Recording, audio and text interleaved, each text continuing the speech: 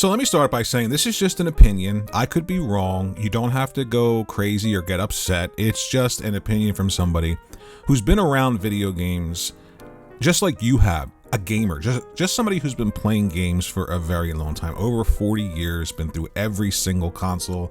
The video game industry crashed. None of that means I know anything more than you do. It just means that I might have a different perspective that's a bit longer than yours because I've been playing the games longer. I've been reading about them. I've been, following developers, learning about them, all of that stuff because I like video games.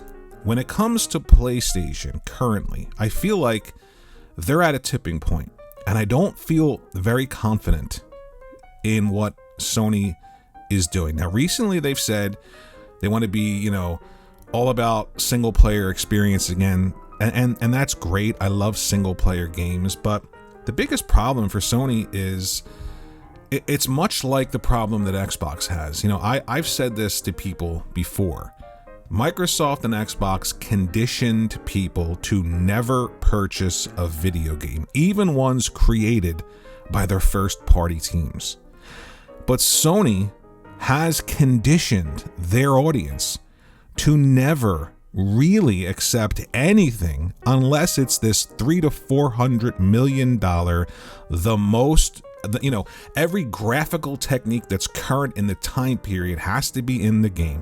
There has to be voiceover. There has to be immaculate motion capture. I mean, every single possible expense has to be in this game. And by the way, that audience will not spend any more than $70, even though it's going to be 2026 and inflation has touched every aspect of our lives. For some reason, Sony has to continue spending $300 to $400 million to create games, or else you don't want them, or you're like, oh, well, the indie games are good, but where's the AAA? This is a huge problem. And then you factor in the fact, think about this for a second. Naughty Dog has not released a PlayStation 5 game yet this generation for PlayStation 5. They've released PlayStation 4 up-resed versions of games, but they haven't released a single PlayStation 5 built from the ground up game yet this generation. It will be over 7 years for a first party title that costs $300 to $400 million to produce, to release. What position do you think that puts them in? This game has to be on PC as soon as it comes out, and hopefully it sells well. But eventually, where else can they go? They could either decrease the cost of what they're doing, which their audience won't let them, right? Become more like Nintendo, where they factor in the cost of something because that's something that they're creating is solely for their brand. But PlayStation isn't in that position anymore.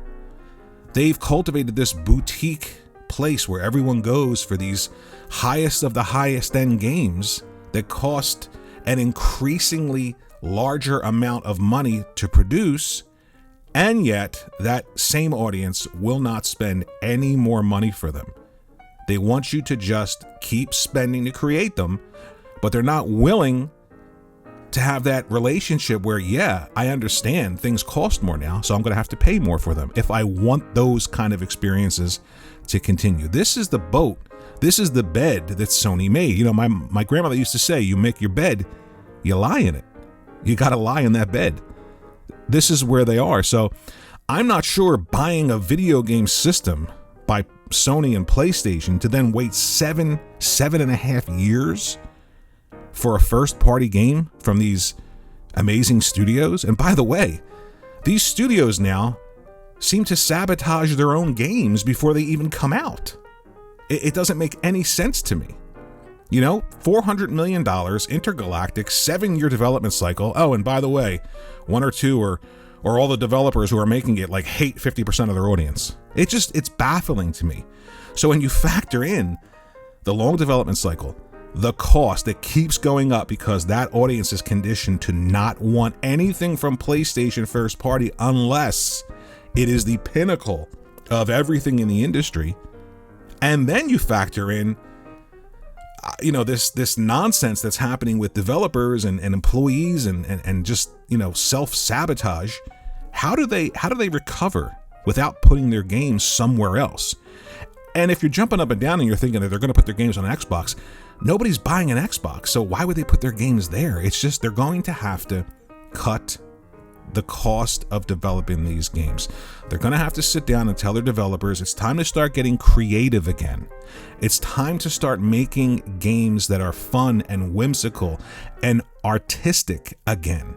Let's separate ourselves that way. We can't keep making photorealistic $400 million, 7.5 year development cycle games. When the PlayStation 6 comes out, what? Naughty Dog's not going to do anything but port Intergalactic to PlayStation 6 and then take another 7.5 years to make a PlayStation 6 game? How does that help PlayStation? How does it help? It's impossible. The same way that it's impossible to spend any amount of money to develop a video game and then give it away for $20. It's just not possible. The math don't math. So I really feel like Sony's in a pickle. I really do. I don't think Microsoft as a company even cares about video games in general. So to them, it doesn't matter where they are, right? As long as they can get you to just buy something with an Xbox sticker on it and convince you that it's an Xbox, and you can still have your relationship with your YouTube channel and get your views and your subs and your clicks and all that stuff.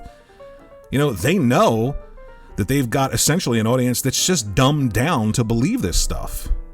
And Sony's created an audience that's like, the PlayStation 6, it better have every single brand new graphical technique in its games. It better have actors in it that have to be paid ridiculous salaries to stand in a booth and speak. It better have ray tracing 4.0. It better have this. It better have that. And by the way, it better not be anything more than $70. It just doesn't make any sense. How could you be a fan of something and want it to continue and have that thought process? So Sony is in a pickle. I really believe they're in a pickle. And then they can't do this. They can't just become what Nintendo is, because, nobody's going to Kratos World or Intergalactic Land the way they are going to Super Mario World and Universal Studios. It's just not that kind of a brand. They built themselves up to be this place where you get the best looking video games in whatever generation that you're in. And that just can't continue. So I'm not sure. I'm really not, and look, these games that take 7 years can come out and win all kinds of awards, and look at how amazing this is. And look, awards are bought and paid for. It's 2025. It's going to be 2026. Very few people that win awards win them genuinely. So there are tons of games that got countless awards and made zero money.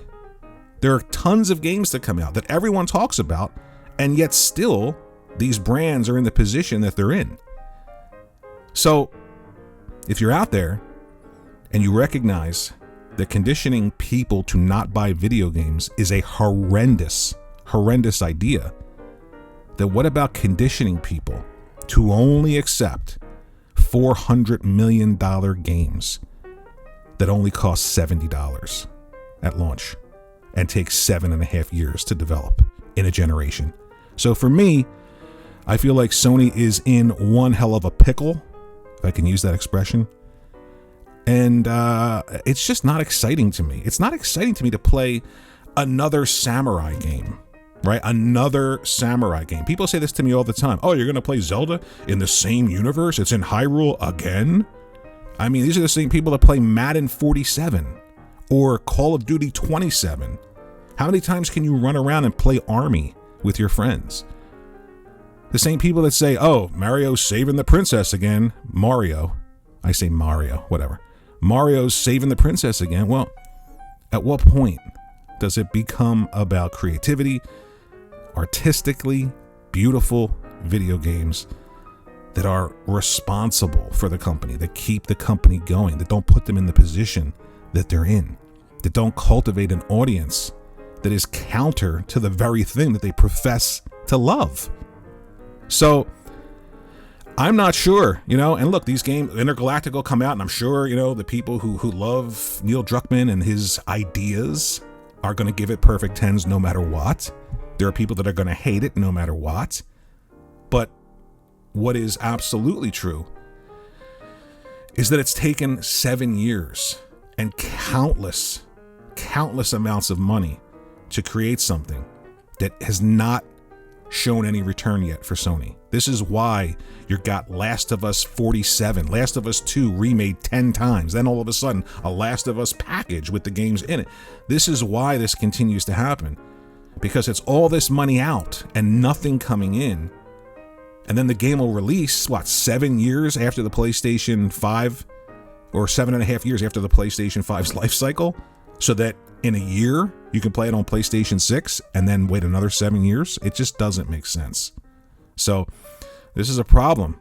It really is a problem. And Sony's put themselves in this position. You've put yourself in this position. You've put Sony in this position. I don't know about you, but I'm not in the place where I buy a video game system from a company and then they tell me primarily it's a third-party machine, which, by the way, Sony is so lucky that the de facto choice for most people around the world is a PlayStation to play third-party games, because if it wasn't, they'd be done. So I don't know if Sony can readjust or change their audience's expectations. Let me know in the comments section below. Thanks for watching. See you in the next one.